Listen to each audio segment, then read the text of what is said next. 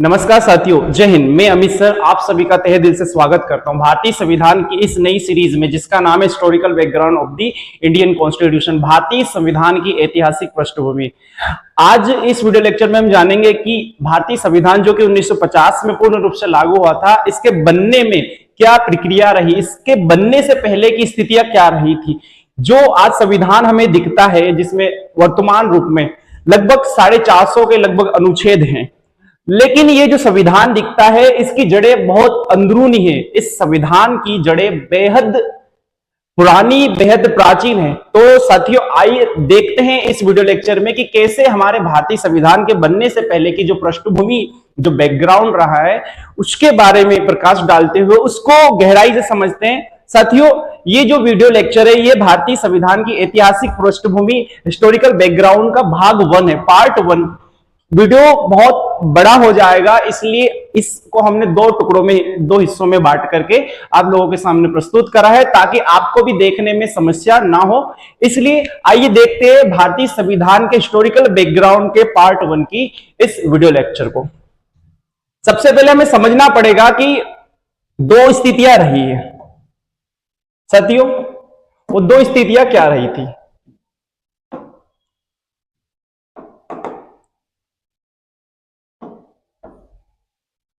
सबसे पहले हमें देखना पड़ेगा कि ब्रिटिश काल के दौरान दो स्थितियों में ब्रिटिशर्स ने शासन करा था। पहला था कंपनी रूल।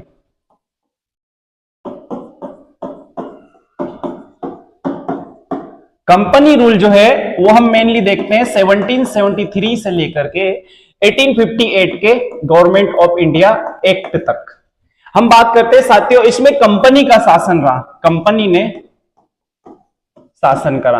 अब कंपनी क्या है? कंपनी जो है ब्रिटिश, जो इंग्लैंड है या ब्रिटेन कह सकते हैं, वहां के जो मर्चेंट्स थे, जो व्यापारी संघ के लोग थे, उन व्यापारियों के द्वारा, या जो बिजनेस मर्चेंट्स थे, उन मर्चेंट्स ने यहां पे वो व्यापार करने के लिए आए थे, और साथ ही साथ वो गवर्नमेंट जो पॉलिसीज है उसमें भी इंटरफियर करने लग गए।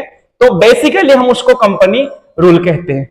सेकेंड स्थिति हम देखते हैं। सेकेंड स्थिति साथियों हम देखते हैं, इस सेकेंड स्थिति में हमें समझना पड़ेगा कि क्राउन रूल कैसे आया। तो सेकेंड स्थिति को हम बोलते हैं क्राउन रूल।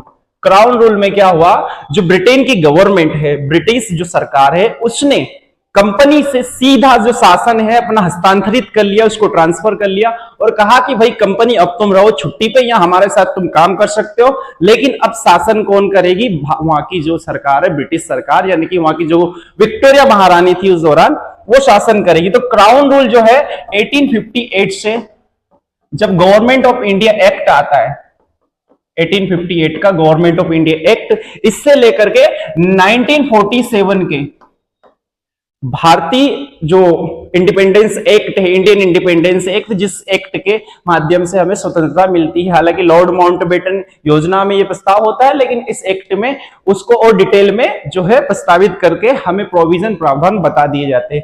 तो यहां से लेके 1858 से लेके 1947 तक का जो रूल चला उसे हम क्राउन रूल कहते हैं। साथियों, आज हम इसमें देखेंगे पार्ट 1। पार्ट 1 में हम देखेंगे कंपनी रूल। तो हम चलते हैं अपने सीरीज के ऊपर। देखिए, कंपनी रूल में सबसे पहले जो ये डेटा है हमारे पास, हम इसको समझ सकते हैं।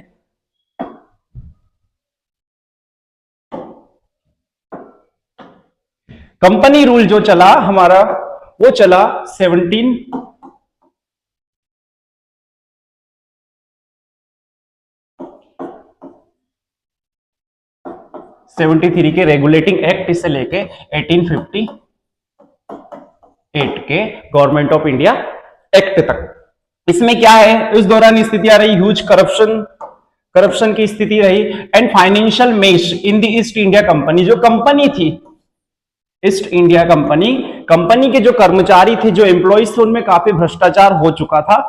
इस वजह से वहां की सरकार ने कहा कि भाई ये जो कंपनी के ऑफिसर से बहुत ज्यादा भ्रष्ट हो चुके हैं, तो इनको आप है ना कंट्रोल करना पड़ेगा। तो उनको कंट्रोल करने के लिए कई सारे एक्ट आए। आज हम देखेंगे इसमें कौन कौन से एक्ट जो ब्रिटिश गवर्नमेंट ने लागू करे और उनका भारतीय संविधान के बनने में क्या योगदान, क्या कंट्रीब्यूशन रहा। तो रेगुलेटिंग एक्ट सबसे पहले ब्रिटिश सरकार के द्वारा सिस्टमेटिक एक्ट आता है 1773 में। इनको हम अभी डिटेल में देखेंगे, पहले समझ लेते हैं कंपनी रूल में कौन कौन से एक्ट।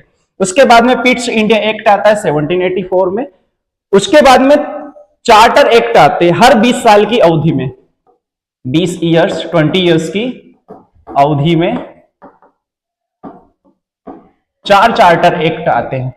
पहला आता है 1793 में, उसके बाद में 20 साल के बाद में 1813 में, 1813 में, उसके 20 साल के बाद में 1833 में, उसके 20 साल के बाद में 1853 में आता है। उसके बाद में ये जो चार्टर एक्ट का सिलसिला है इसको बंद कर दिया जाता है, क्योंकि उसके बाद में हमें देखने को मिलता है गवर्नमेंट ऑफ इंडिया एक्ट 1858। क्योंकि साथियों इसी दौरान 1857 में भारत में जो है पहला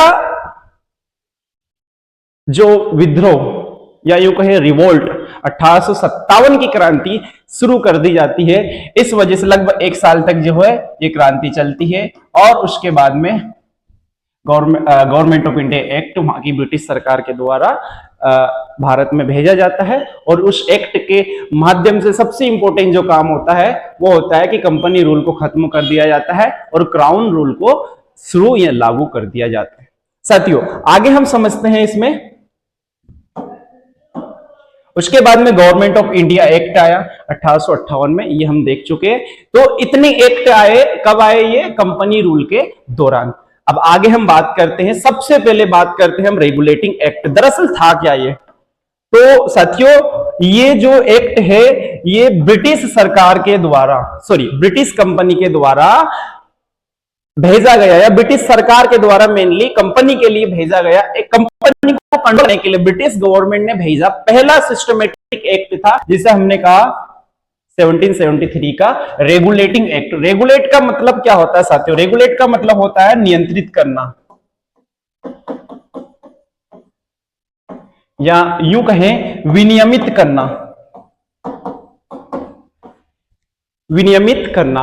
तो इस एक्ट के माध्यम से ब्रिटिश गवर्नमेंट चाह रही थी कि कंपनी के ऊपर कुछ ना कुछ कंट्रोल किया जाए। तो कंपनी के ऊपर कंट्रोल करना है तो क्या करना पड़ेगा? तो उन्होंने क्या क्या इसमें जो है प्रोविजंस दिए। उन प्रोविजंस को हम समझेंगे तो बात आगे बनेगी। क्या प्रावधान इसमें दिए? तो पहला सेंट्रल अथॉरिटी का कंसेप्ट दिया। सेंट्रल अथॉरिटी समझना साथियों, गवर्नर ऑफ बंगाल, बंगाल का गवर्नर, बंगाल का गवर्नर,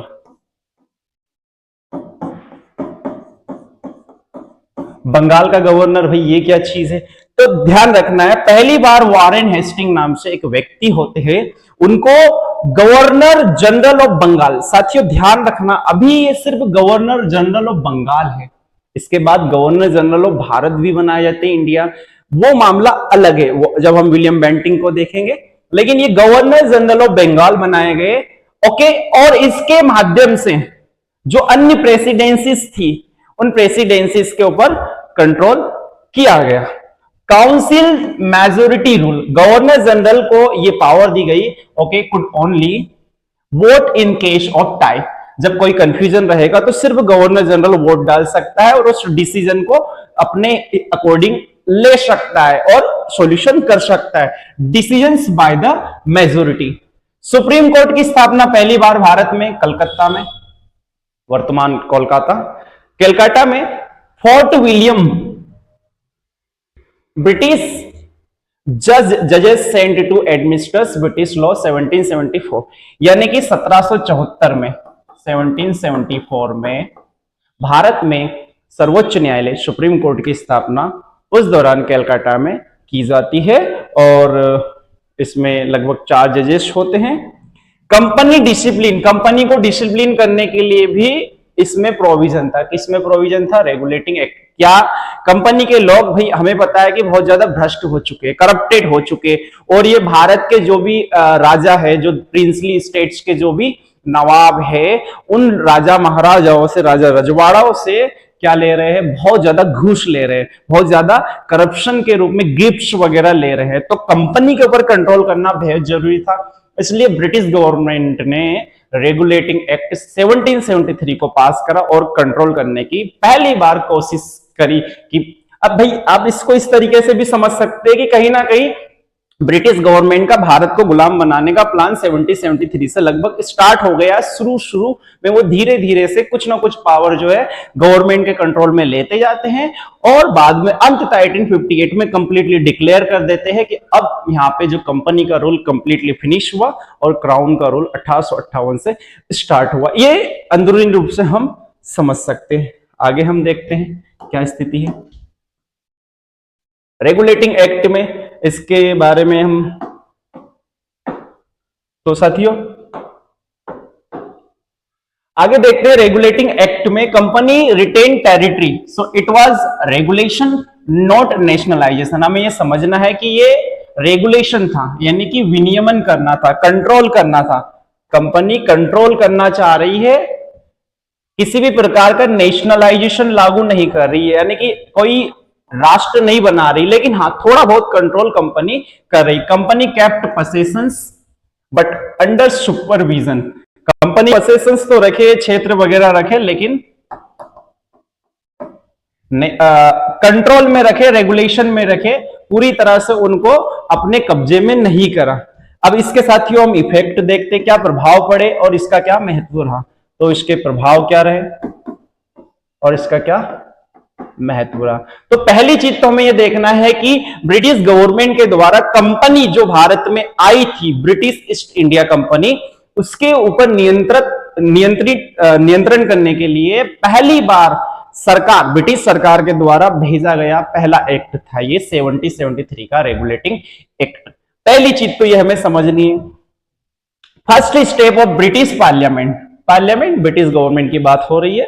कंट्रोल करने के लिए ओवर इंडियन गवर्नेंस, भारत के जो शासन है उसके ऊपर कंट्रोल करने के लिए लेड एडमिनिस्ट्रेटिव एंड जुडिशियल भैया यहाँ पे सुप्रीम कोर्ट की स्थापना हुई है, तो अब ये समझना जुडिशियल कंट्रोल भी था, एडमिनिस्ट्रेशन में कंट्रोल तो हो ही रहा है। ग्राउंड वर्क लिमिटेशंस इसकी क्या रही भाई, लिमिटेशंस रही, क्या लिमिटेशंस रही। So it did not create representative government executive power still effectively with company, यानी कि इसने रिप्रेजेंटेटिव गवर्नमेंट क्रिएट नहीं करी, यानी कि इसने कोई ऐसा ब्रिटिश गवर्नमेंट का कोई अधिकारी नहीं भेजा कि वो यहाँ पे ब्रिटिश गवर्नमेंट की तरफ से कंपनी को नियंत्रित कर सके। हालांकि गवर्नर जनरल को पावर दे दी, लेकिन कंपनी का ही व्यक्ति था वो, उसे गवर्नर जनरल बना दिया गया। ये चीज हमें समझनी है। लेकिन ब्रिटिश सरकार ने कोई व्यक्ति से नॉमिनेट करके नहीं भेजा। तो इस लूप होल्स को, इन पिटफॉल्स को सॉल्यूशन करने के लिए, इन समस्याओं को समाधान करने के लिए कंपनी फिर 1784 में एक एक्ट भेजती है जिसका नाम होता है पिट्स इंडिया एक्ट। तो हम समझते हैं इस एक्ट में हमें समझना है साथियों कि हर एक एक्ट में जो समस्याएं रही, उन समस्याओं का समाधान कहीं ना कहीं दूसरे अधिनियम, दूसरे एक्ट में किया गया। तो इसके बाद हम आगे देखते हैं पिट्स इंडिया एक्ट में क्या रहा। तो पिट्स इंडिया एक्ट 1780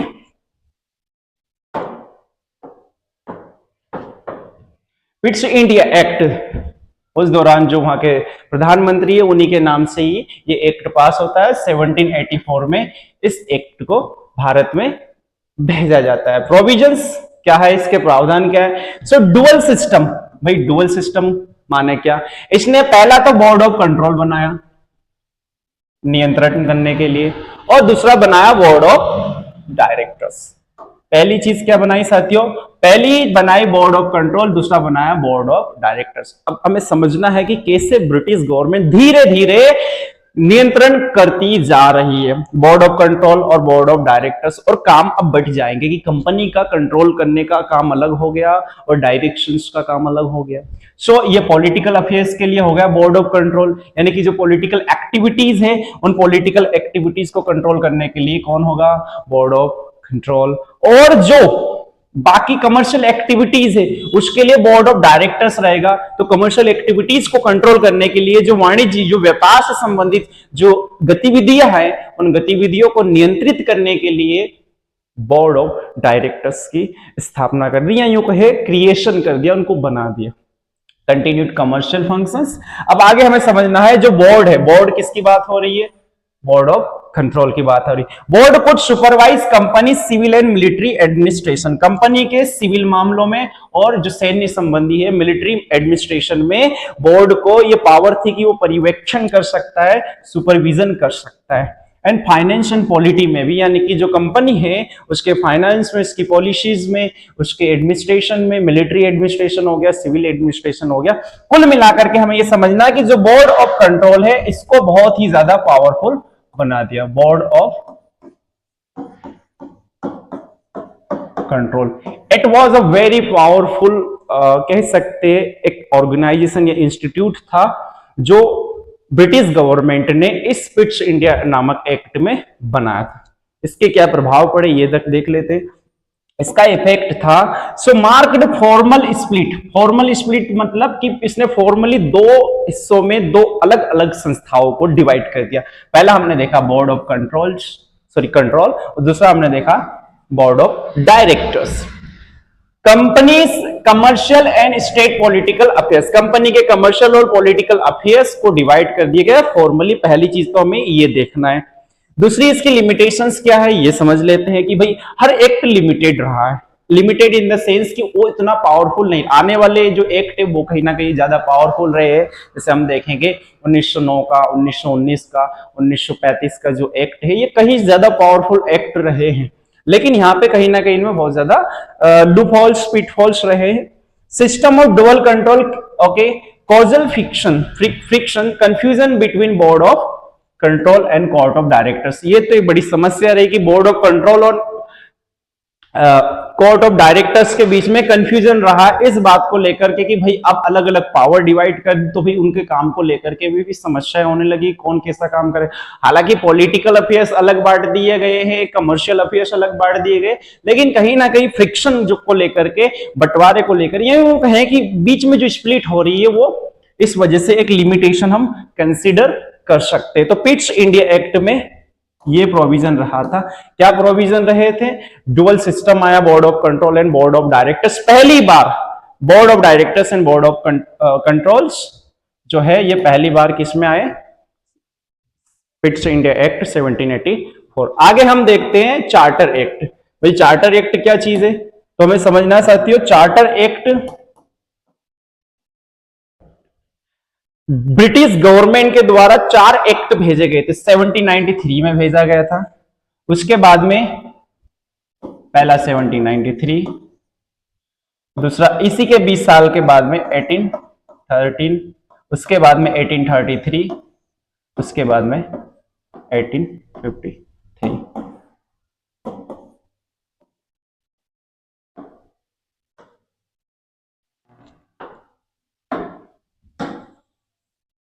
साथियों 4 एक्ट भेजे। किसने भेजे 4 एक्ट? ब्रिटिश गवर्नमेंट ने, और इन्हें हमने चार्टर एक्ट के नाम से कंसिडर करा।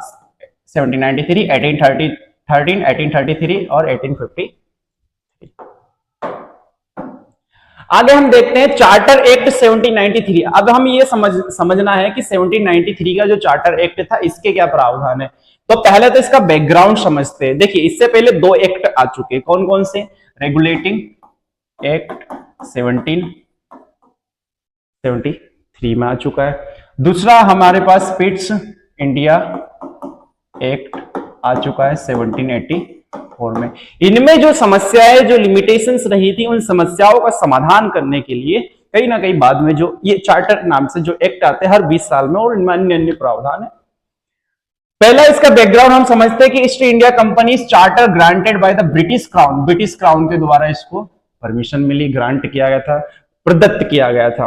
Okay, B renewed every 20 years, इसे हर 20 साल में चेंज करना था। इसीलिए साथियों हम यहाँ पे देखते हैं कि हर 20 साल का जो समय है, एवरी 20 ईयर्स हमें देखने को मिलता है कि हर 20 साल में नए नए जो एक्ट है ये बनते हैं, एवरी 20 ईयर्स।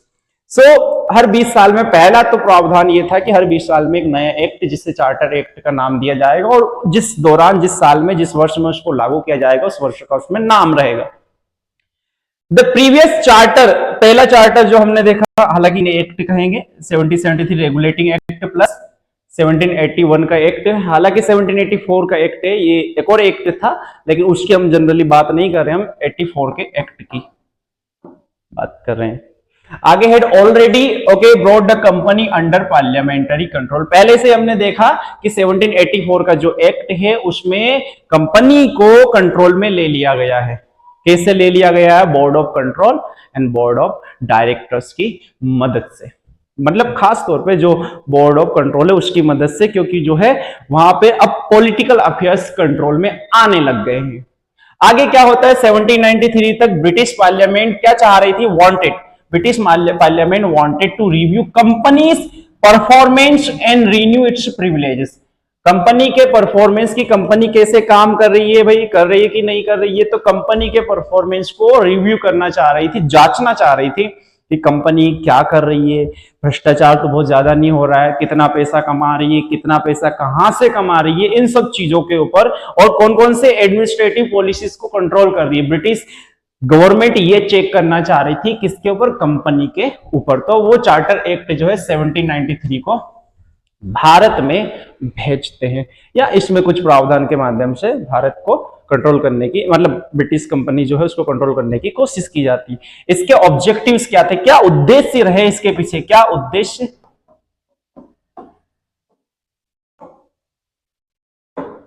क्या उद्देश्य रहे? पहला तो रिन्यू करना चाह रही थी कंपनी की मोनोपोली, क्योंकि कंपनी के पास कंट्रोल बहुत था, तो कंपनी की मोनोपोली जो है, एकाधिकार है,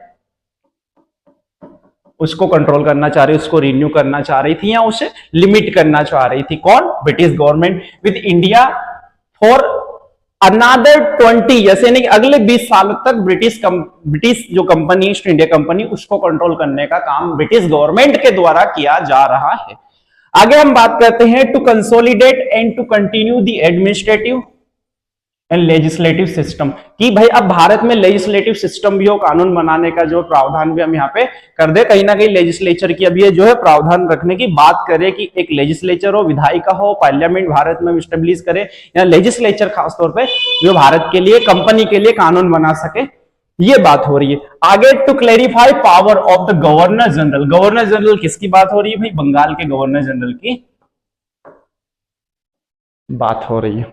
बंगाल के गवर्नर जनरल की काउंसिल एंड प्रेसिडेंसीज को, जो बॉम्बे हो गई, मद्रास हो गई, इनको कहीं ना कहीं रेगुलेट करने की कोशिश हो रही है, इनकी पावर को वापस से कहीं ना कहीं चेंज, ऑल्टर करने की बात हो रही है। तो ये जो प्रावधान है, ये इसके ऑब्जेक्टिव्स थे।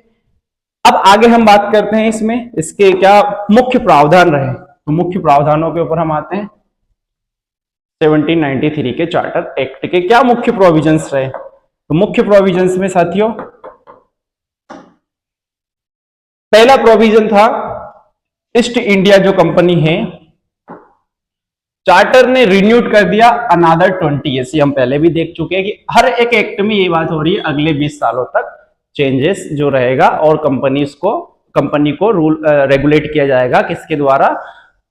जो ब्रिटिश सरकार है उसके द्वारा। पहला एक्ट। दूसरा हमने देखा company retain its exclusive right to trade with India and in all goods except war materials. तो कंपनी को ये अभी तक अधिकार है कि वो एक्सक्लूसिव राइट रख रही है किसके ऊपर? ट्रेड के ऊपर विद इंडिया, यानी कि जो कंपनी भारत से व्यापार कर सकती है उसके पास में एक्सक्लूसिव यानी कि विशेष अधिकार अभी भी है। एक्सेप्ट वार मटेरियल्स, यानी कि वार मटेरियल्स के ऊपर नहीं है साथियों, समझना है। जो वार मटेरियल्स है, वार से रिलेटेड, युद्ध से रिलेटेड जो मटेरियल्स है, उसके ऊपर कंट्रोल अभी पूरी तरीके से कंपनी का नहीं बचा। यानी कि अब कंपनी का नहीं बचा तो किसका हो गया? ब्रिटिश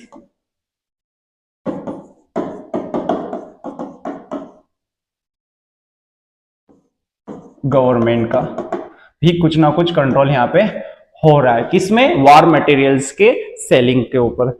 आगे हम बात करते हैं the governor general of Bengal. जो बंगाल के गवर्नर जनरल है उस दौरान लॉर्ड कॉर्नवालिस है, ओके, उस दौरान उनको was confirmed as the supreme authority over entire British administration in India. समझना साथियों, कंपनी का जो गवर्नर जनरल है, गवर्नर जनरल ऑफ बंगाल, उसे पूरे एंटायर ब्रिटिश एडमिनिस्ट्रेशन जहां जहां पूरे इंडिया में, उसके ऊपर कंप्लीट पावर दे दी गई उसको नियंत्रण करने की। कहीं ना कहीं ये लोग अब जो है धीरे धीरे पॉलिटिकल अफेयर्स में पूरी तरह से प्लान बना चुके कि कैसे इस देश को कंट्रोल करना है। भारत की बात हो रही है। सेकेंड पॉइंट, आगे हम बात करते हैं the governor general in council. जो काउंसिल में जो गवर्नर जनरल है could over rule governor general of Bombay and Madras. साथियों समझना है, जो बंगाल की प्रमुख काउंसिल है वो मद्रास एंड बॉम्बे की जो काउंसिल है उनको ओवररूल कर सकती है। यानी कि जो बंगाल के गवर्नर जनरल है वो मद्रास और बॉम्बे के गवर्नर जनरल को कंट्रोल करेंगे। ये बात हो रही, पहले ही हमें ये समझ, हमने 1773 के एक्ट में देख लिया कि बंगाल जो प्रेसिडेंसी वहां पे गवर्नर जनरल बनाए गए और मद्रास और बॉम्बे प्रेसिडेंसीज में नहीं बनाए गए। तो अब यहाँ पे कंट्रोल का भी पावर जो है बंगाल, क्योंकि लॉर्ड कॉर्नवालिस को पूरी पावर दे दी कि जो ब्रिटिश जो टेरिटरीज है कंपनी की उनके ऊपर पूरी तरह से कंट्रोल हो किसका, लॉर्ड कॉर्नवालिस, जो कि उस दौरान गवर्नर जनरल है कहां के, बंगाल के। आगे हम समझते हैं this further centralise administration in India, यानी कि इसने एडमिनिस्ट्रेशन को सेंट्रलाइज कर दिया, एक व्यक्ति के हाथ में या एक ग्रुप के हाथ में पावर दे दी। कौन है वो है लॉर्ड कॉर्नवालिस, या कह सकते हैं गवर्नर जनरल ऑफ बंगाल।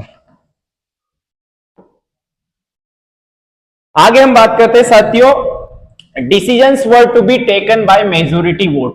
अब डिसीजन जो है मेजोरिटी वोट के द्वारा लिए जाने लगे गवर्नर जनरल्स एग्जीक्यूटिव काउंसिल के माध्यम से।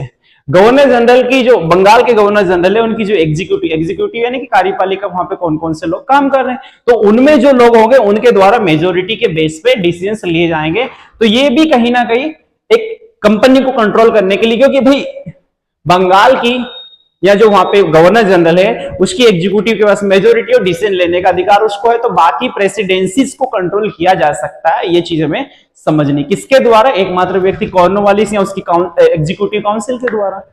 आगे हम समझते हैं the governor generals casting vote. Casting vote का मतलब होता है कि जब टाई हो जाती, कंफ्यूजन होता है, जब 50-50 हो जाता है तो उसमें सॉल्यूशन करने के लिए वोट डाला जाता है, उसे कास्टिंग वोट कहते हैं। Casting vote in case of tie was reaffirmed. Casting vote को भी कहीं ना कहीं वापस से रीअफर्म किया गया and it strengthen the idea of collective responsibility with in the council. क्योंकि कलेक्टिव रिस्पॉन्सिबिलिटी भाई मेजोरिटी के बेस पे क्या लिए जा रहे हैं, डिसीजन लिए जा रहे हैं। अगर मेजोरिटी के बेस पे डिसीजन लिए जा रहे हैं तो रिस्पॉन्सिबिलिटी कैसी रहेगी, कलेक्टिव रहेगी। अब आगे हम समझते हैं 1793 के प्रावधान के बाद में और कुछ इसके प्रोविजन है, उन प्रोविजंस को भी हम समझ लेते हैं। और क्या प्रोविजंस थे, सैलरीज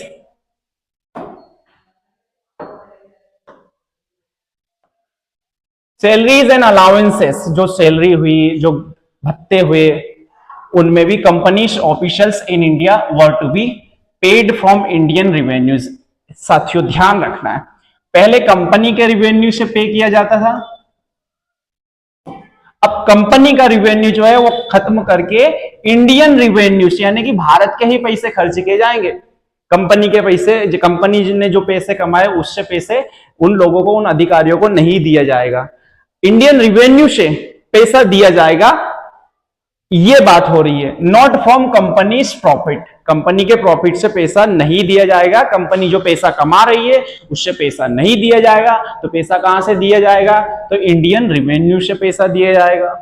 दूसरा, इसी एक्ट ने 1793 के एक्ट ने this confirmed that Indian revenue finance British administration. यही बात हो रही है कि इसने ब्रिटिश एडमिनिस्ट्रेशन को फाइनेंस करा, उसको पैसा प्रोवाइड करवाया, इस एक्ट में प्रावधान बना दिया गया। आगे हम इस चीज को समझते हैं, the commander in chief of British Indian army. जो ब्रिटिश भारत में जो इंडियन आर्मी है उसका जो कमांडर इन चीफ है उसको एड किया गया, added to the governor general's council. जब उसको उसकी रिक्वायरमेंट रही तो उसको गवर्नर जनरल की काउंसिल में जोड़ दिया गया, उसको सम्मिलित कर दिया, जब व्हेन रिक्वायर्ड, ऐसे ही नहीं जब जरूरत पड़ी।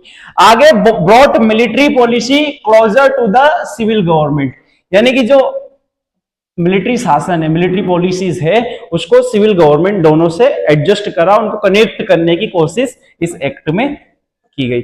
आगे the presidencies of Bombay Madras were made strictly subordinate to the Bengal presidency in all matters of administration and legislation. ये बड़ी खतरनाक बात साबित हुई बाकी प्रेसिडेंसीज के लिए, क्योंकि बाकी प्रेसिडेंसीज को कंट्रोल करने के लिए बंगाल की जो प्रेसिडेंसी है, उस बंगाल की प्रेसिडेंसी के कंट्रोल में बाकी Bombay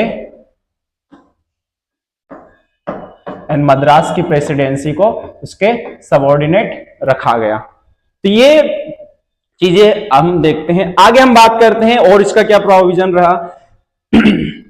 governors of these presidencies could not correspond directly, यानी कि इन प्रेसिडेंसीज के जो गवर्नर थे, कौन से गवर्नर, बंगाल के और मद्रास के, ये डायरेक्टली क्या नहीं कर सकते थे, पत्राचार नहीं कर सकते थे, व्यवहार जो पत्रों के माध्यम से जो भी कॉन्ट्रैक्ट वगैरह है, करेस्पॉन्ड नहीं कर सकते थे directly with the British government.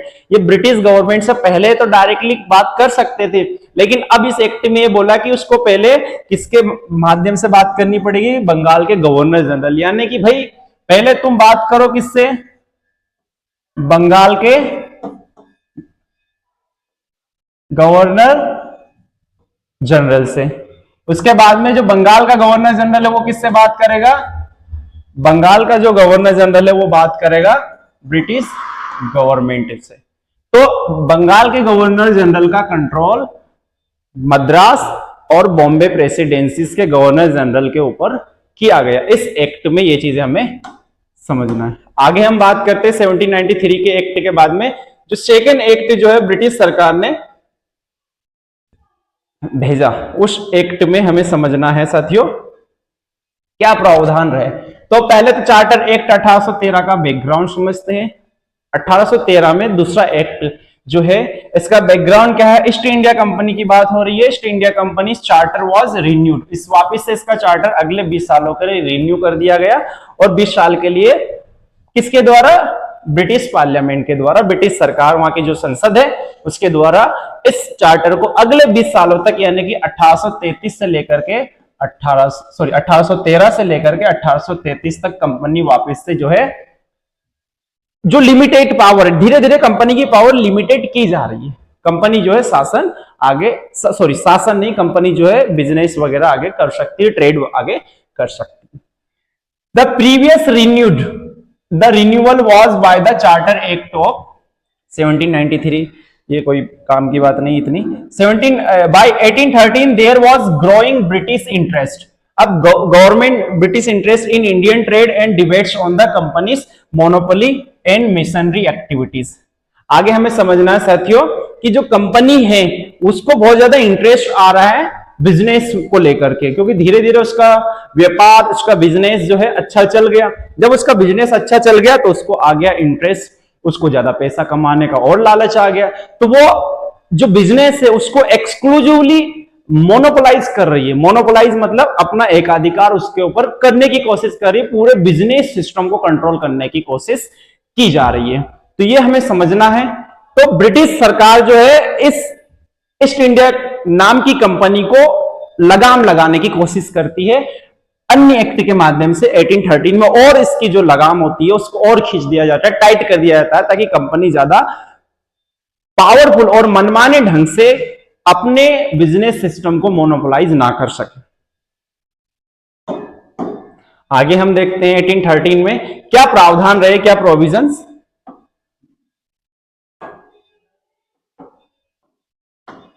रहे। तो 1813 के प्रोविजंस में हम समझते हैं साथियों, ईस्ट इंडिया कंपनी का जो ट्रेड मोनोपोली है इंडिया के साथ में उसको खत्म कर दिया गया।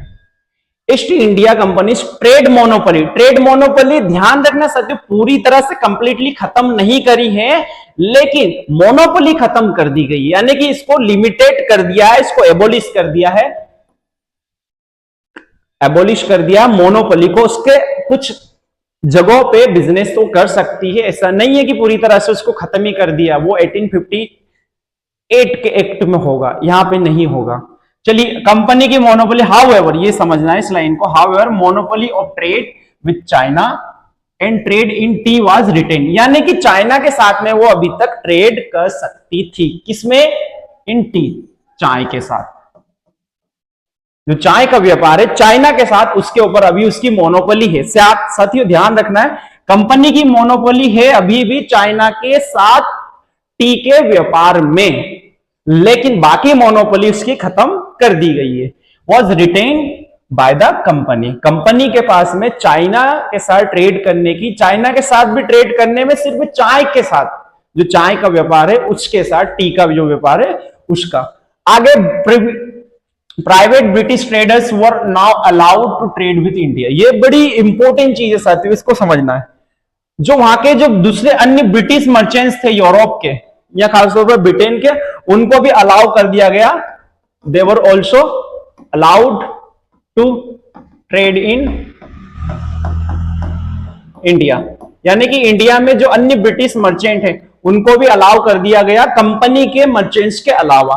कंपनी की मोनोपोली थी तो उन्होंने कहा कि भाई कंपनी की मोनोपोली होगी तो दिक्कत हो जाएगी, तो बाकी मर्चेंट्स को भी उन्होंने परमिशन दे दी कि आप लोग भी जो है यहाँ पे क्या कर सकते हो, व्यापार कर सकते हो। ठीक है, आगे हम देखते हैं the political and administrative control of the British government in India through the company continued, यानी कि जो पॉलिटिकल और एडमिनिस्ट्रेटिव जो कंट्रोल था ब्रिटिश गवर्नमेंट का वो कंटिन्यू रहा। जैसा कि हमने देखा था पिछले जो एक्ट रहे, खासतौर पे 1793 का एक्ट, उसमें जो प्रावधान था गवर्नर जनरल का, गवर्नर जनरल ऑफ बंगाल का, मद्रास और बॉम्बे की प्रेसिडेंसी के ऊपर जो कंट्रोल था वो अभी भी जारी है, कंटिन्यू, मतलब कंट्रोल अभी भी बना हुआ है कंपनी के ऊपर, किसका, ब्रिटिश गवर्नमेंट का।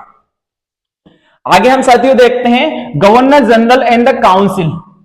गवर्नर जनरल और उसकी जो काउंसिल थी retain the same structure and powers before, यानी कि जो 1793 के एक्ट में जो काउंसिल को लेकर के अगला प्रोविजन है, the governor general's council retain the same structure, जैसा पहले स्ट्रक्चर था वो वापिस से उसने अपना जो गवर्नर जनरल वाला जो मामला है बना रहा, यानी कि ब्रिटिश गवर्नमेंट का कंट्रोल कंपनी के ऊपर रहा। आगे बात करते हैं the act made a landmark provision. क्या लैंडमार्क बड़ा प्रोविजन है? It allocated 1 lakh per annum, हर साल 1 लाख रुपए per annum for the promotion of education, यानी कि एजुकेशन को बढ़ावा देने के लिए कहीं ना कहीं यहाँ पे कुछ पैसे जो है दिए जा रहे थे भारत में कंपनी को, कि वो कंपनी जो है प्रमोट करे एजुकेशन को। And revival of the Indian literature and learning, Indian literature learning के ऊपर इन लोगों का फोकस जाता जा रहा है कि इनको अब रिवाइवल के ऊपर फोकस किया जाए, यानी कि इनसे कुछ सीखा जाए, इनकी कल्चर को समझा जाए, इनकी भाषा को समझा जाए, इनकी संस्कृति को समझा जाए, ताकि हमें इनके देश पर शासन करने के लिए, इनके देश को कंट्रोल करने के लिए हमें समस्या ना हो। आगे बात करते हैं, this was the first time that the British government recognized, What recognized the responsibility of the educating Indians। ये पहली बार था कि भारत में ब्रिटिश गवर्नमेंट ने कंपनी के माध्यम से पहली बार इंडियंस को एजुकेट करने के लिए कुछ ना कुछ इसमें प्रावधान रखा, जो कि बात करते हैं 1 लाख रुपए जो है दिए गए। आगे बात करते हैं for the first time Christian missionaries were allowed to come to India. पहली बार भारत में क्रिश्चियन मिशनरीज को अलाउ किया गया कि वो इंडिया में आए और यहाँ पे जो क्रिश्चियन मिशनरीज है वो क्या करे, यहाँ पे प्रचार प्रसार करे, किसका, एजुकेशन का, क्रिश्चियनिटी का प्रचार प्रसार करे। Okay, legally to preach and spread Christianity, यानी कि ईसाइयत का यहाँ पे प्रचार प्रसार करे। आगे इसमें प्रोविजन है they were okay permitted to build schools and print religious literature, और उन्हें परमिशन दी गई कि वो यहाँ पे स्कूल्स की स्थापना कर सकते हैं, स्कूल बना सकते हैं, और रिलीजियस लिटरेचर वगैरह जो है उनको भी यहाँ पे प्रिंट कर सकते हैं, चाहे वो ब्रिटिश, चाहे क्रिश्चियनिटी से रिलेटेड हो या अन्य जो वो प्रचार करना चाह रहे हैं उससे रिलेटेड हो। आगे बात करते हैं 1813 के इसी एक्ट में अन्य इसके प्रोविजंस में हम देखते हैं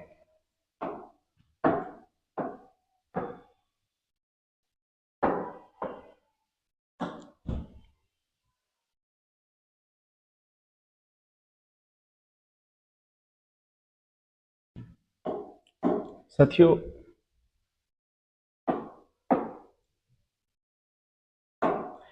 इसके अन्य प्रोविजंस में हम देखते हैं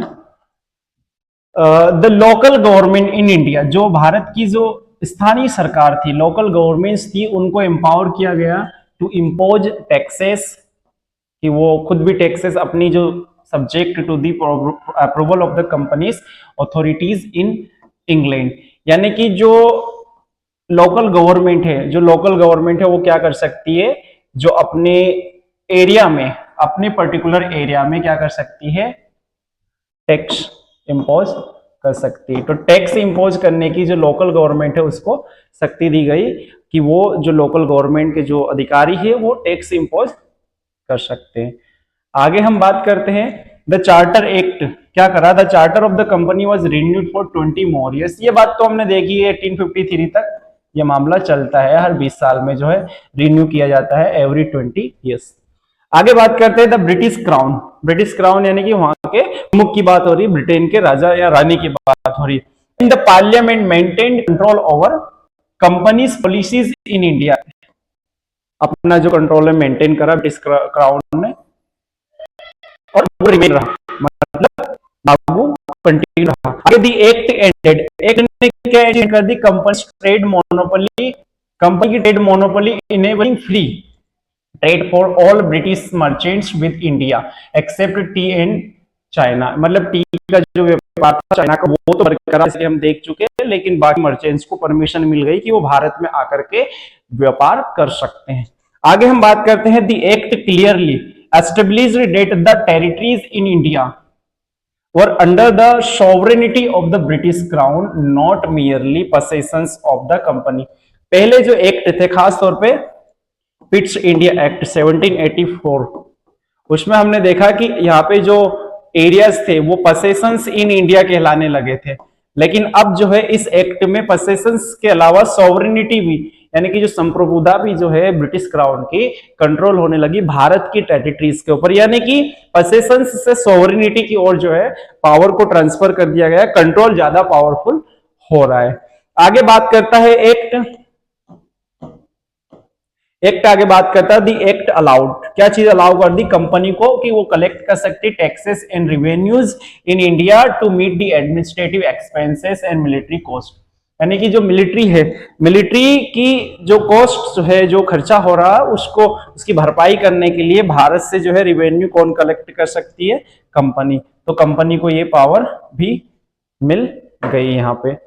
अब आगे बात करते हैं इसके बाद में क्या हुआ 1813 के एक्ट के बाद में हम बात करते हैं साथियों 1833 के चार्टर एक्ट की। 1833 के चार्टर एक्ट में क्या प्रोविजन रहा, इसके ऊपर हम थोड़ा सा गौर करते हैं तो समझते हैं कि इस एक्ट को क्यों आखिरकार भेजा गया, इसकी जरूरत क्या पड़ी थी हमें, कि मतलब ब्रिटिशर्स को इसकी जरूरत क्या पड़ी कि इस एक्ट को हर 20 साल में फिर रिन्यू करना पड़ा और इसके क्या प्रावधान थे। पहले इसका बैकग्राउंड समझते हैं कि क्या स्थिति रही उस दौरान। East India company charter had to be renewed every 20 years. ये तो हमें पहले से ही पता है कि हर 20 साल में चार्टर को रिन्यू करना होगा, इस एक्ट को रिन्यू करना होगा और वो कर दिया गया। दूसरी चीज हमने देखी the previous renewal was charter act of 1830। जो पहला था इससे पहले का, सबसे पहले हमने देखा 1793, उसके बाद में दूसरे नंबर पे हमने देखा 1813, तीसरे नंबर पे हमने देखा 1833 ये वाला।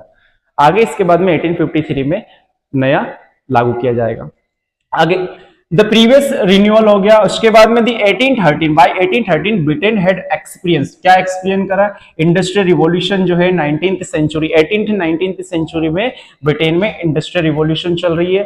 तो ब्रिटेन या यूरोपियन जो बहुत सारी कंट्रीज हैं उन कंट्री खासतौर पर ब्रिटेन से इसकी शुरुआत होती है। And there was a strong demands for free trade administrative reforms in India. और इंडिया में भी उसका प्रभाव पड़ा और फ्री ट्रेड के लिए डिमांड उठने लगी, एडमिनिस्ट्रेटिव रिफॉर्म्स के लिए भी डिमांड उठने लगी कि भारत के एडमिनिस्ट्रेटिव सिस्टम में कुछ सुधार हो, एडमिनिस्ट्रेशन में सुधार हो, इसके लिए भी डिमांड उठने लगी। आगे हम बात करते हैं साथियों चार्टर एक्ट 1833 के प्रोविजंस के ऊपर। चार्टर एक्ट 1833 के और अन्य प्रोविजंस में हम देखते हैं प्रोविजंस क्या है इसके। तो East India company ceased to be a commercial body. अब East India company no more a commercial body, अब कमर्शियल बॉडी नहीं रही। पहली चीज हमें समझना, यानी कि ये सिर्फ क्या पॉलिटिकल बॉडी बन गई, तो हम ये कंसिडर कर सकते हैं कि हाँ सिर्फ ये पॉलिटिकल बॉडी बन गई, अब ये कमर्शियल बॉडी नहीं है। आगे बात करते हैं it became only, remember the key term only, it became only administrative and political agency of the British crown in India. ये चीज हमें समझना है कि ये सिर्फ एजेंसी के रूप में बन गई, एक तो पॉलिटिकल एजेंसी बन गई और एक एडमिनिस्ट्रेटिव एजेंसी बन गई, किसकी, British crown in India. British crown की पॉलिटिकल एजेंसी और एडमिनिस्ट्रेटिव एजेंसी के रूप में ये अब यहाँ पे काम कर रही है, यानी कि इसकी कमर्शियल जो पावर है उसको पूरी तरह से ब्रिटिश गवर्नमेंट ने खत्म कर दिया। आगे हम बात करते हैं कंपनी कंप्लीटली एंडेड, मतलब कंपनी की जो पावर थी, सॉरी जो मोनोपोली थी चाइना के साथ में टी के बिजनेस में व्यापार करने की, उस मोनोपोली को अब पूरा this completely ended the companies trade monopoly including the trade with China and T.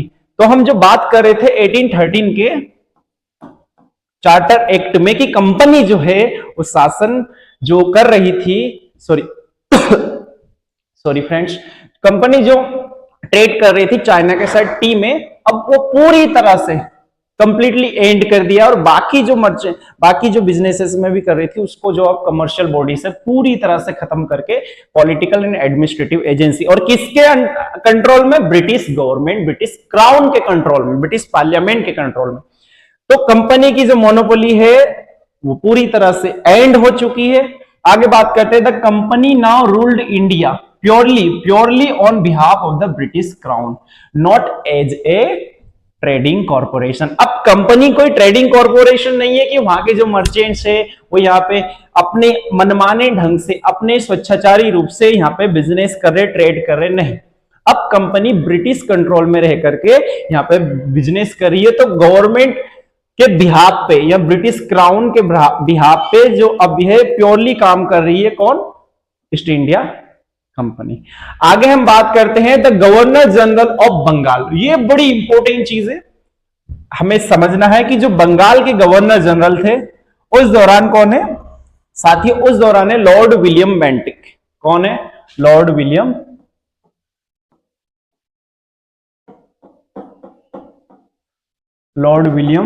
Bentinck. अब हमें यहां पे एक प्रश्न ये आता है कि लॉर्ड विलियम बेंटिक उस दौरान गवर्नर जनरल है, 1828 से 33 तक ये रहते बंगाल के गवर्नर जनरल। अब इन्हें 1833 के इस एक्ट में बना दिया जाता है गवर्नर जनरल ऑफ इंडिया। साथियों इसको इस तरीके से समझ सकते हैं कि पहली बार जो है 1773 के रेगुलेटिंग एक्ट, 1773 के रेगुलेटिंग एक्ट की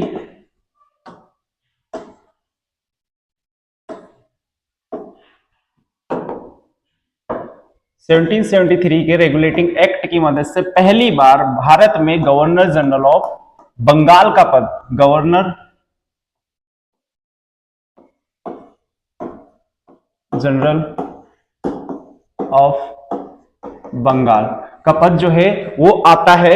और पहले गवर्नर जनरल जो होते हैं, first governor general of Bengal जो होते हैं उनका नाम होता है वॉरेन हेस्टिंग्स। Warren Hastings. तो पहली चीज तो हमने ये समझी कि रेगुलेटिंग एक्ट की मदद से, या रेगुलेटिंग एक्ट में ये प्रोविजन था कि गवर्नर जनरल ऑफ बंगाल जो है वो यहाँ पे नॉमिनेट हो, और गवर्नर जनरल, पहले गवर्नर जनरल उनका नाम है वॉरेन हेस्टिंग्स। आगे हमारे पास में दूसरे जब जो बदलाव हुआ वो हुआ 1833 के चार्टर एक्ट की मदद से। 1833 का जो चार्टर एक्ट था, इसमें क्या प्रोविजन था? इसमें प्रोविजन था कि जो गवर्नर जनरल ऑफ बंगाल है वो गवर्नर जनरल ऑफ इंडिया कर दिया गया, गवर्नर जनरल ऑफ इंडिया। अर्थात कि अब गवर्नर जनरल ऑफ बंगाल ही नहीं रहेगा, यानी कि जो गवर्नर जनरल है वो सिर्फ बंगाल का ही गवर्नर जनरल नहीं रहेगा, बल्कि वह अब गवर्नर जनरल जो है पूरे इंडिया का गवर्नर जनरल कहलाया जाएगा। और पहले गवर्नर जनरल कौन थे? तो पहले गवर्नर जनरल का जो नाम है, फर्स्ट गवर्नर जनरल का नाम है लॉर्ड विलियम बेंटिक। पहले जो गवर्नर जनरल ऑफ इंडिया है उनका नाम है लॉर्ड विलियम बेंटिक। साथियों तीसरा जो बदलाव होता है वो बदलाव होता है 1858 1858 के गवर्नमेंट ऑफ इंडिया एक्ट की मदद से। गवर्नमेंट ऑफ इंडिया एक्ट में क्या ऐसा प्रोविजन था? तो गवर्नमेंट ऑफ इंडिया एक्ट में कई सारे प्रोविजन थे, उसमें से एक प्रमुख प्रोविजन था कि जो गवर्नर जनरल ऑफ इंडिया का जो पद है उसका नोमेनक्लेचर जो है, अब नोमेनक्लेचर जो है गवर्नर जनरल ऑफ इंडिया की बजाय कहलाएगा viceroy of India, vice Roy of India. तो ये एक बड़ा प्रमुख बदलाव हमें देखने को मिला यहाँ पे। इसको बस हमें गवर्नर जनरल की थोड़ी क्रोनोलॉजी समझनी है, वापिस हम अपने टॉपिक पे आते हैं। वाइसराय ऑफ इंडिया, पहले वाइसराय ऑफ इंडिया का नाम अगर आपको देखना है तो पहले वाइसराय ऑफ इंडिया जो थे वो थे Lord, first viceroy of India का नाम है लॉर्ड कैनिंग। तो ये जो पूरी क्रोनोलॉजी लगी कि governor general of Bengal, governor general of Bengal से कैसे गवर्नर जनरल ऑफ इंडिया हुआ और गवर्नर जनरल ऑफ इंडिया से कैसे वाइसराय ऑफ इंडिया हुआ। साथियों हम वापिस अपने टॉपिक पे वही सेगमेंट पे आते हैं और समझते हैं आगे 1833 के चार्टर एक्ट के प्रोविजंस को। 1833 के चार्टर एक्ट के अन्य प्रोविजंस में हम देखते हैं, हमने देखा कि गवर्नर जनरल ऑफ बंगाल जो है ये पद अब गवर्नर जनरल ऑफ इंडिया हो गया। उसके बाद में पहले जो हम देख ही चुके लॉर्ड विलियम बेंटिक 1833 से 35 तक रहते और जो 1833 का जो एक्ट आता उसी में इनको बनाया जाता है। इससे पहले ये क्या थे? गवर्नर जनरल ऑफ बंगाल, जो कि हम देख चुके 1828 से लेकर के 33 तक। आगे हम बात करते हैं इसमें क्या प्रोविजन रहा। फर्स्ट टाइम जो है legislative powers for the British India were centralised. पहली बार जो है ब्रिटिश इंडिया की जो पावर को सेंट्रलाइज कर दिया गया। सेंट्रलाइज का मतलब है कि अभी इन पावर को जो है एक सिंगल यूनिटी, सिंगल एंटिटी जो है वो कंट्रोल करेगी। एक्ट ने आगे क्या प्रोविजन प्रोवाइड करवाया? The act provided for the establishment of law commission to codify the laws. पहली बार भारत में लॉ कमीशन का कंसेप्ट, लॉ कमीशन यानी कि विधि आयोग, पहली बार भारत में विधि आयोग लॉ बनाने के लिए, कानून बनाने के लिए फर्स्ट लॉ कमीशन जो है 1834 में बनाया गया 1834 में, और जिसके अध्यक्ष बनाए गए लॉर्ड मैकाले को। लॉर्ड मैकाले को फर्स्ट लॉ कमीशन का अध्यक्ष बनाया गया। साथियों आगे हम इसमें देखते हैं, ये रहे 1833 के प्रोविजन। उसके बाद में 1833 के अन्य प्रोविजंस में हम बात करते हैं और इसके क्या इंपॉर्टेंट प्रोविजंस रहे। उसके बाद में हम देखते हैं गवर्नर जनरल की जो काउंसिल थी उसको बड़ा कर दिया गया, इनलार्ज कर दिया गया for legislative purposes. Okay, it now had 4 members. अब इसमें 4 members, of which the 4th member was appointed by the only for the legislative work. जो 4th मेंबर है उसको लेजिस्लेटिव वर्क के लिए ही अपॉइंट किया जाने लगा। आगे हम इसमें अन्य प्रोविजन में देखते हैं कि this was the beginning of the Indian legislative council. Indian legislative council की ये बिगनिंग है, पहली बार जो शुरुआत हो रही है इंडियन लेजिस्लेटिव काउंसिल की वो 1833 के चार्टर एक्ट की मदद से हो रही है। जो आज हमें पार्लियामेंट देखने को मिलती है वो भारत में कहीं ना कहीं इस एक्ट की उसमें बहुत ज्यादा भूमिका रही है। आगे हम बात करते हैं, this was the first step toward legislative process to separate from the executive functions in India. आज साथियों हम देखते हैं भारतीय संविधान के आर्टिकल 50 में separation of the judiciary from the executive. जो एग्जीक्यूटिव का, कार्यपालिका का न्यायपालिका से जो सेपरेशन है, जो अलग किया गया है, ये प्रावधान भी 1833 के एक्ट में हमें देखने को मिलता है। आगे हम बात करते हैं, the act declared that no person, कोई भी व्यक्ति shall be disqualified by reason of religion, place of birth, descent और colour from holding any office under the company's government. यानी कि किसी भी व्यक्ति को इस बेस पे उस पद पे चुनाव लड़ने के लिए या उस पद पे अपॉइंट करने के लिए मना नहीं कर सकते कि वो व्यक्ति किसी पर्टिकुलर रिलीजन से आता है, किसी उसका जन्म किसी सो कॉल्ड निचली जाति में हुआ है, सो कॉल्ड इस तरीके से उसको हम या उसके कलर के बेस पे, उसके रंग के बेस पे हम उसको किसी भी कार्य को करने से मना नहीं कर सकते। ये इस एक्ट में प्रावधान किया गया, क्योंकि उस दौरान भारत की स्थिति यही है कि रंग के बेस पे भेदभाव हो रहा है, रंग भेदभाव हो रहा है, जिसे अपार्थीद बोलते हैं हम, उसके अलावा बर्थ के बेस पे भेदभाव हो रहा है, कास्टिज्म को लेकर के, तो ये जो चीजें थी इनको रोकने के लिए इस एक्ट में प्रावधान है, जो आज हम भारतीय संविधान के वर्तमान आर्टिकल 14 से लेकर के 18 में खास तौर पे देखते हैं। खास तौर पे आर्टिकल 15 में हम इसका जिक्र पढ़ते हैं। अनटचेबिलिटी, एबोलिशन ऑफ अनटचेबिलिटी जो है आर्टिकल 17 में भी हम इसका जिक्र पढ़ते हैं। कुल मिलाकर आर्टिकल 14 से लेकर के 18 में तो कहीं ना कहीं इस एक्ट का जो ये प्रावधान है हमारे भारतीय संविधान के वर्तमान जो प्रारूप है, वर्तमान जो स्वरूप है, उसमें भूमिका प्ले कर चुका था। आगे हम देखते हैं, it was the first legal recognition of equality before the law. Equality before law का कंसेप्ट हम आजकल क्या भारतीय संविधान में देखते हैं आर्टिकल 14 में। उसके बाद में हम देखते हैं, it inspired later constitutional developments in India. ये तो जरूरी है कि जो एक्ट बना उसका भारतीय संविधान या अन्य जो प्रोविजन बने इस एक्ट के बाद में, भारतीय संविधान 1950 में लागू होता है, उससे पहले जो एक्ट वगैरह बने उसमें कहीं ना कहीं इस एक्ट का एक इंपॉर्टेंट रोल रहा है। आगे हम बात करते हैं 1833 के एक्ट के अन्य प्रोविजन के बाद में, इसके कुछ और प्रोविजन है उनको समझते हैं। साथियों ये एक्ट काफी बड़ा है, इसको हमें थोड़ा गहराई से समझना पड़ेगा, इससे एग्जाम में काफी प्रश्न भी पूछे गए हैं। अन्य प्रोविजन में क्या है, गवर्नर जनरल ऑफ इंडिया, क्योंकि आप पता है साथियों आपको गवर्नर जनरल ऑफ इंडिया जो है उनको अपॉइंट कर दिया गया है, उनका जो नॉमेनक्लेचर है गवर्नर जनरल ऑफ बंगाल से अब बना दिया है governor general of India. So उसको एम्पावर कर दिया गया, was empowered to make laws and regulations for all the British territories in India including Madras Bombay presidencies. यानी कि मद्रास बॉम्बे प्रेसिडेंसीज को सेपरेट कर दिया गया था पहले, लेकिन अब वापिस से जो है पूरे जो ब्रिटिश टेरिटरीज है, जो ब्रिटिश एरियाज है, जहां ब्रिटिश कॉलोनियल कंट्रोल है, उन सारे टेरिटरीज के ऊपर, उन सारे क्षेत्रों के ऊपर जो कानून बनाने का अधिकार रहेगा वो किसको रहेगा, गवर्नर जनरल ऑफ इंडिया को, जो कि 1833 के एक्ट में ये प्रावधान हमें देखने को मिलता है। आगे, this ended the legislative autonomy of the provincial government. जो हमें इस एक्ट से पहले जो प्रोविंशियल ऑटोनॉमी दी गई थी, उस प्रोविंशियल ऑटोनॉमी को खत्म कर दिया गया साथियों। प्रोविंशियल ऑटोनॉमी का मतलब है कि जो प्रोविंसेस थे उनको भी कानून बनाने की जो शक्ति थी, उन शक्ति का भी जो खात्मा इस एक्ट में कर दिया गया। यानी कि ब्रिटिश जो है, जो ब्रिटिश क्राउन है, उसने पावर को सेंट्रलाइज्ड कर दिया। सेंट्रलाइज मतलब केंद्रीकृत कर दिया कि जो पावर है अब किसी एक पर्टिकुलर इंस्टीट्यूट या पर्टिकुलर व्यक्ति के हाथ में रहेगी। आगे हम देखते हैं, the act opened Indian civil services for Indians.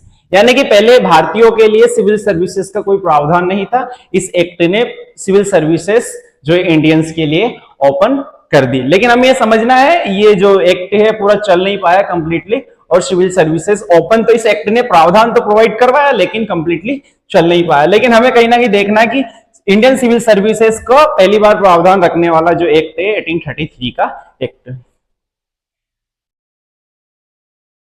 Civil services for the Indians. Okay, theoretically ये हमें समझना, थियोरेटिकली ये एक्ट था लेकिन इस एक्ट में कोई ऐसा प्रावधान नहीं था। हमें चार्टर एक्ट में वो देखने को मिलता है कि हाँ कहीं ना कहीं भारत में सिविल सर्विसेज या भारतीयों के लिए सिविल सर्विसेज ओपन हुई। इस एक्ट में सिर्फ प्रावधान था लेकिन उसको पूरी तरह से जो है लागू नहीं किया गया।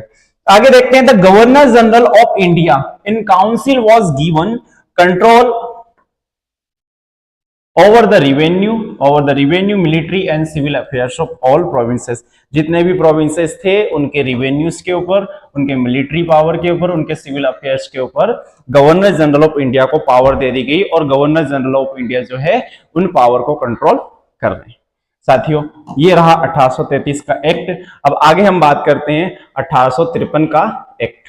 1853 का जो एक्ट है, जो चार्टर एक्ट की सबसे लास्ट वाली एक्ट है, इसे लास्ट एक्ट कहा गया। क्यों कहा गया? क्योंकि 4 एक्ट आ चुके हैं साथियों। हमने देखा 1793 में एक एक्ट आता है, पहला एक्ट। दूसरा एक्ट आता है 1813 में, 1813 में। तीसरा एक्ट आता है 1833 में, और जो लास्ट एक्ट है 1853 में।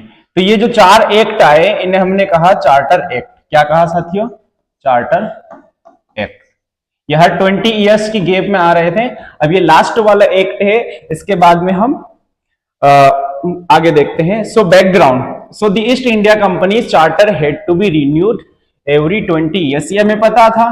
तो इसमें हमने देखा कि हाँ भाई, हमने चार्टर एक्ट के बारे में ये प्रावधान रखा था कि हम उसको रिन्यू कर सकते हैं, तो हमने उसको रिन्यू कर दिया, यानी कि अब अगले 20 साल यानी कि 1833 से लेकर के 1853 तक ये एक्ट चलेगा।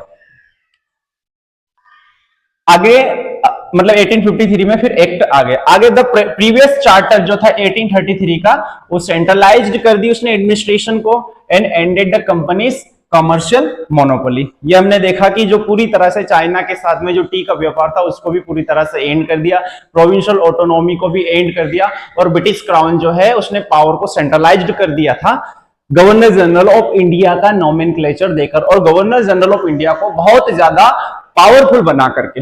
आगे हम देखते हैं 1853 के एक्ट के तहत क्या होता है। By 1853 British parliament wanted further reforms, British parliament और सुधार करना चाह रही थी। क्या सुधार करना चाह रही थी? Specially in the legislation and the civil services. हम देखते भी है कि सिविल सर्विसेज में सुधार होता है, ओपन जो है भारतीयों के लिए सिविल सर्विसेज की स्टार्टिंग होती है, तो सिविल सर्विसेज के लिए यहाँ पे सुधार होता है। लेजिस्लेशन, कानून बनाने को लेकर के भी कई सारे सुधार होते हैं, इसलिए 1853 का एक्ट लाया जाता है। गवर्नर जनरल क्या है एट दैट टाइम? कौन थे? लॉर्ड डलहौजी। 1848 से लेकर 1856 तक हम देखते हैं कौन थे? लॉर्ड डलहौजी। इनके बाद लॉर्ड डलहौजी के बाद में लॉर्ड कैनिंग जो है भारत के गवर्नर जनरल ऑफ इंडिया, मतलब भारत के गवर्नर जनरल रहते हैं। और 1858 में लॉर्ड कैनिंग ही रहते हैं, लेकिन उनका जो नोमेनक्लेचर होता है गवर्नर जनरल ऑफ इंडिया से बदल करके वाइसराय ऑफ इंडिया कर दिया जाता है। हम इसको पहले भी देख चुके हैं, अब आगे इस चीज को हम समझते हैं। तो ये रहा कुछ बैकग्राउंड इसका। आगे हम इस स्थिति को समझते हैं 1853 के चार्टर एक्ट के क्या इंपॉर्टेंट प्रोविजंस रहे। अब जो अन्य प्रोविजन है, इन प्रोविजंस को हम समझते हैं।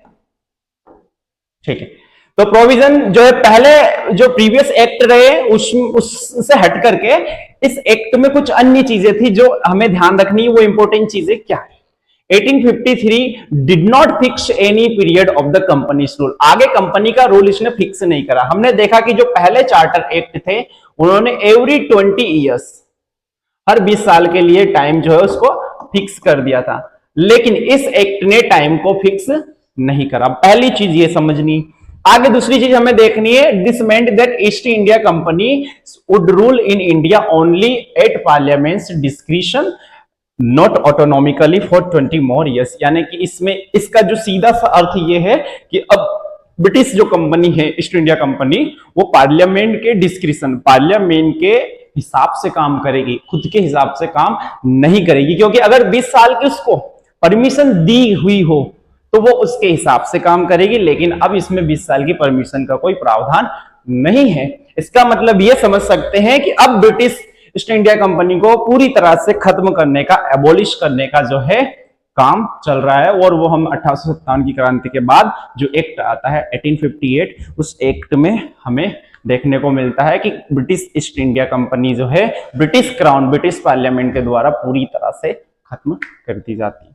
आगे हम समझते हैं इसमें साथियों, the governor general's council was split into 2 functions. Governor general की काउंसिल को 2 फंक्शंस में, यानी कि 2 अलग अलग उसके हिस्से, उसकी 2 अलग अलग फाड़, अलग अलग टुकड़ों में उसको बांट दिया। क्या है? पहला एग्जीक्यूटिव काउंसिल, जो एडमिनिस्ट्रेशन के लिए, प्रशासन के लिए एग्जीक्यूटिव काउंसिल बना दी गई। उसके बाद में सेकेंड है लेजिस्लेटिव काउंसिल, जिसको लॉज, कानून बनाने का अधिकार, सॉरी नॉट अधिकार, हाँ बेसिकली अधिकार या कानून बनाने की जो शक्ति दी गई वो लेजिस्लेटिव काउंसिल को, और एडमिनिस्ट्रेशन को, प्रशासन को हैंडल करने की, प्रशासन को रेगुलेट करने की जो शक्ति दी गई वो दी गई एग्जीक्यूटिव काउंसिल को। इसमें एक और प्रोविजन है, the legislative council was expanded by adding 6 new members, और इसमें 6 अन्य मेंबर्स है, उन 6 अन्य मेंबर्स को ऐड किया गया। Members known as legislative councillors, और उन मेंबर्स को लेजिस्लेटिव काउंसिलर्स के नाम से भी जाना गया, लेजिस्लेटिव काउंसिलर्स। हम देखते हैं इस एक्ट एक्ट के अन्य प्रोविजंस क्या थे, इस एक्ट के अन्य प्रोविजंस जो है उसमें हम समझते हैं साथियों।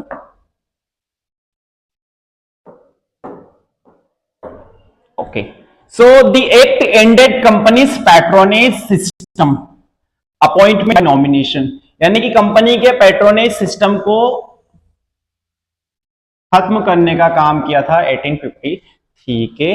इस अपॉइंटमेंट बाय नॉमिनेशन, देखो एक चीज तो साथी होती है इलेक्शन, इलेक्शन में जो होता है जो व्यक्ति काबिल रहता है उसको बना दिया जाता है। कुल मिलाकर के कंपनी का जो पैट्रोनेज सिस्टम जो है नेपोटिज्म वाला सेंस है। नेपोटिज्म में क्या होता है, भाई भतीजावाद जिसे हम हिंदी में कहते हैं। नेपोटिज्म में जो एक व्यक्ति होता है उसकी फैमिली या उसके रिलेटिव को ही वो उस पद पे या जो मिलते जुलते पद है उन पे बनाने की कोशिश या उन पे अपॉइंट करने की कोशिश करता है, नॉमिनेट करने की कोशिश करता है, या हम कह सकते हैं साजिश करता है। आगे हमने देखा कि अब कंपनी का जो पैट्रोनेज सिस्टम है, जो नॉमिनेशन वाला जो सिस्टम है कि अपॉइंटमेंट नॉमिनेशन कर देगी, उसको यहाँ पे कंपनी के उस नॉमिनेशन सिस्टम या पैट्रोनेज सिस्टम को कर दिया। सेकेंड प्रोविजन क्या था, इसने इंट्रोड्यूस करा open competition for the recruitment to the Indian civil services, जिसे उस दौरान आईसीएस इंडियन सिविल सर्विसेज कहा गया। आज हम इसको अलग ढंग से कहते हैं, आज यूपीएससी के माध्यम से आईपीएस आईएएस अन्य प्रोविजन देखते हैं, उस दौरान इसे आईसीएस कहा जा रहा है। तो इसने ओपन कंपटीशन ओपन कर दिया, इसने open competition for the civil services. या इसका मतलब क्या है, देखो 1833 के एक्ट में भी ये प्रोविजन था, लेकिन 1833 का एक्ट जो है ओपन प्रोविजन, इस ओपन कंपटीशन के लिए प्रोविजन तो रखता है, लेकिन वो प्रोविजन चल नहीं पाता है। अब इस एक्ट में हमने देखा कि हाँ, अब ये जो एक्ट है ये ओपन कंपटीशन की भी बात कर रहा है, भर्ती करवाने की, लेकिन साथ ही साथ ये ओपन कंपटीशन करवाता भी है भारत में। आगे हमने देखा Indians were now allowed to compete for these services. अब इंडियन जो है इन सर्विसेज के लिए, कौन सी services, ICS Indian civil services, imperial civil services के लिए। आगे हम बात करते हैं for the first time local government, जिन्हें हम प्रोविंसेस कहते हैं, जो प्रांतीय सरकारें थी, were given representation in the central legislative council। Central legislative council में पहली बार जो लोकल गवर्नमेंट्स हैं, जिन्हें जो प्रोविंसेस में गवर्नमेंट थी, उनको भी क्या है पार्टिसिपेट करने की या रिप्रेजेंट करने की शक्ति दे दी गई, या उनको भी रिप्रेजेंटेटिव गवर्नमेंट के तौर पे वहां पे जो है चुना जाने लगा। हमने देखा representatives were nominated from Madras, Bombay, Bengal and Agra. इन 4 एरिया से जो है प्रोविंशियल जो गवर्नमेंट रही या लोकल गवर्नमेंट रही, उनको यहां से हमने चुना। कौन कौन सी गवर्नमेंट, कौन कौन सी जगह से, बंगाल से, आगरा से, मद्रास से और बॉम्बे से। आगे साथियों हम इसमें बात करते हैं अन्य इसके प्रोविजंस क्या है। तो 1853 के इन प्रोविजंस के अलावा हमारे पास अब प्रोविजंस नहीं बचे और हमारा जो चैप्टर लगभग एंड हो चुका है। तो साथियों ये जो एक्ट रहा, इस एक्ट के बाद में हमने देखा